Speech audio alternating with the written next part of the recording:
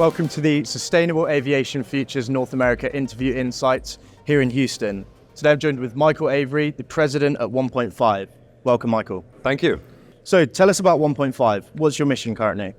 So 1PointFive is a carbon dioxide capture and removal company, and we use carbon engineering's technology to remove carbon dioxide from the atmosphere and store it in the geosphere, which is to say underground on a geologic timescale. And we're busy developing a very big project at the moment called Stratos out in West Texas, which is designed to capture 500,000 tons of carbon dioxide out of the atmosphere every year and store it beneath the ground. And so what we're trying to show the world, and particularly the aviation sector, is that there is a solution where when we talk about net zero, which is all the emissions that go up into the atmosphere and all the ones that we take out of them, we can play a pretty important role in and alongside things like sustainable aviation fuel that can scale very big and become an economic solution.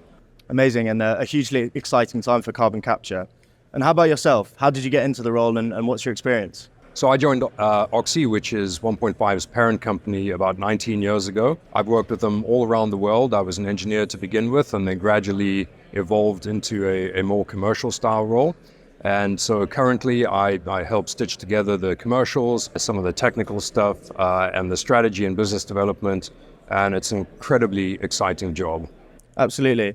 And how can direct air capture help to scale the sustainable aviation sector and reach net zero? Yeah, so I think fundamentally what we can do is we can help aviation continue to grow, which is a desirable characteristic for the sector. People want to be able to continue to travel in the future, but we can also help them do that sustainably. And so we can play an important role at scale in the solution set by either removing some of the carbon dioxide from the atmosphere to help address those residual emissions that are left over from other solutions, or we can go on to use the carbon dioxide together with things like hydrogen to fuel synthesize synthetic fuels, which can also be used as part of a low carbon intensity fuel solution. You mentioned it briefly, but in your opinion, why do you think we need carbon removals?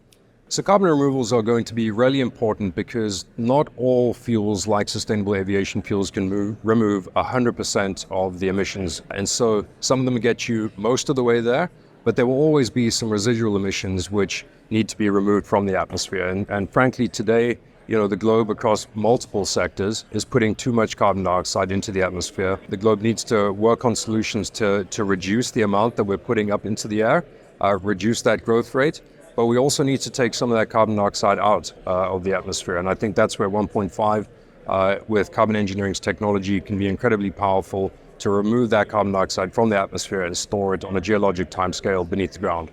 Amazing. And finally, we've loved hearing your perspective here this week at Sustainable Aviation Futures and your projects. Can you tell us what you found most useful and helpful at this Congress? I think what's most useful is to be on the ground listening to the perspectives of all the stakeholders that have got something invested in this. It gives us perspective to help tailor our solutions, to listen to what the concerns are, but also to share our story a little bit more. Direct air capture has historically been thought of as a technology that sits out in the future and is something that's very expensive. And I think we're here to tell the aviation sector and people at a conference like this that the solution is ready now and it's probably not as expensive as you think.